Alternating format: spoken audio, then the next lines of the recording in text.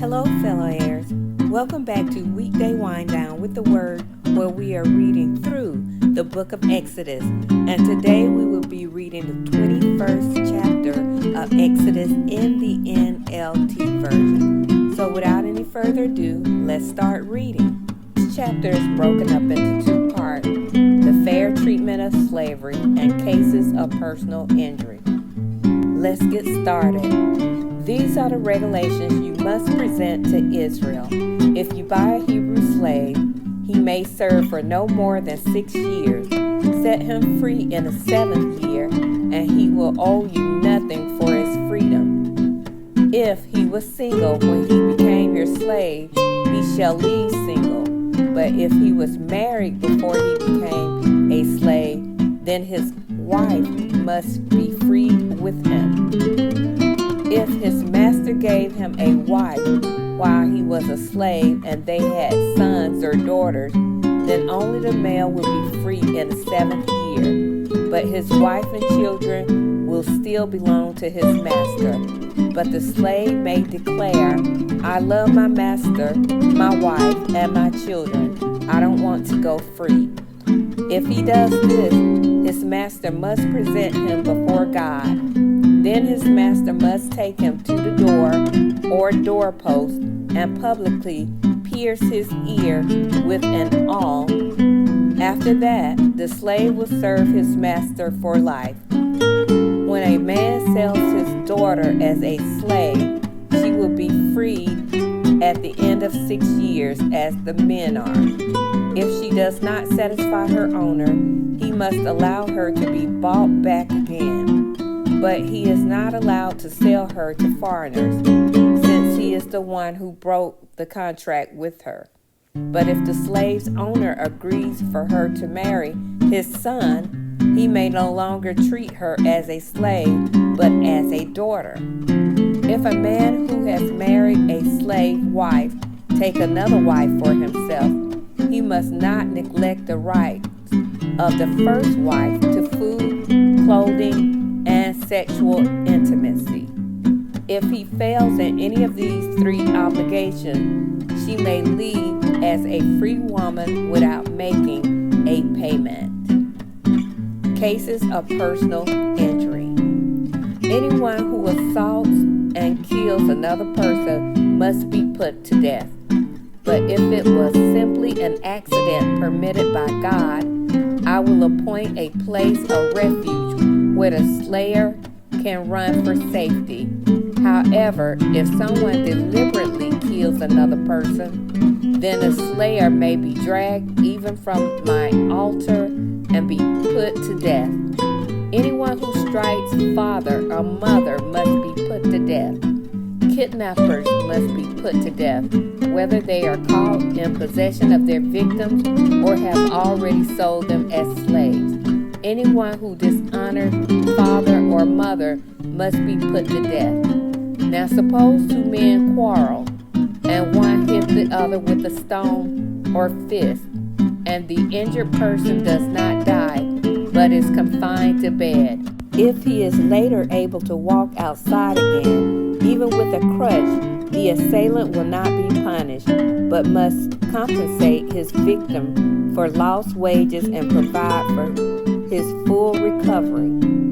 If a man beats his male or female slave with a club and the slave dies as a result, the owner must be punished.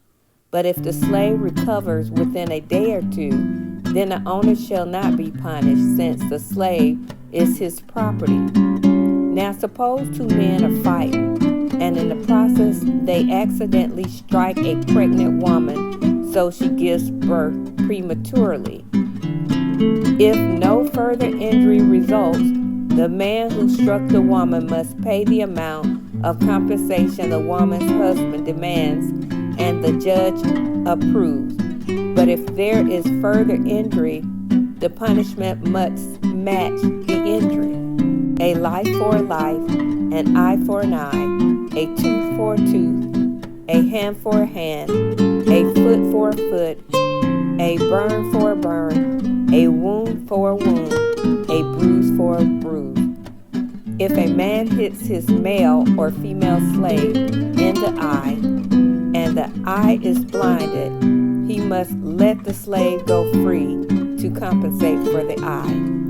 And if a man knocks out the tooth of his male or female slaves, he must let the slave go free to compensate for the tooth. If an ox gores a man or a woman to death, the ox must be stoned, and its flesh may be eaten. In such a case, however, the owner will not be held liable. But suppose the ox had a reputation for goring, and the owner had been informed but failed to keep it under control. If the ox then kills someone, it must be stoned, and the owner must also be put to death. However, the dead person's relative may accept payment to compensate for the loss of life. The owner of the ox may redeem his life by paying whatever is demanded. The same regulation applies if the ox gores a boy or a girl. But if the ox gores a slave, either male or female, the animal's owners must pay the slave's owner 30 silver coins, and the ox must be stoned. Suppose someone digs or uncovers a pit and fails to cover it, and then an ox or donkey falls into it. The owner of the pit must pay full compensation to the owner of the animal, but then he gets to keep the dead animal. If someone's ox injures a neighbor's ox, and the injured ox dies, then the two owners must sell the live ox and divide the price equally between them. They must also divide the dead animal. But if the ox had a reputation for goring, yet its owner failed to keep it under control, he must pay full compensation, a live ox for a dead one, but he may keep the dead ox. And that concludes the reading of Exodus 21 in the NLT version. So as I look back over chapter 21, I thought about how God is not the author of confusion. That's what the scripture says. And so in the manner of owning slaves and in the manner of personal injury, he gives detailed information, detailed rules and regulations of how you are to conduct yourself in these situations. And he gives scenarios of what to do when something comes up. And so he want to make sure that you know what to do if this happens. And so I really like that about the Lord. And I guess this is where, laws began, even till this day, we have laws set in place to keep down a lot of confusion and a lot of disruptions. We know that if we are in an accident, there are certain things that you are to do in order to not to be in a horrible dispute. You can be in a dispute with someone and this is what I'm to do, and they know, well, I'm responsible for taking care of those damages. And so I think God set things up at the beginning very, very strategically so that we can know throughout the generations how we are to conduct ourselves. So that's all I have to say about that. I ask and I hope that you will add something to this in the comments below with your thoughts. If God is speaking to you through this, can you relate it to current times? Please let me know. Thank you once again for listening to Weekday Wind Down with the Word, and have a blessed day. Bye.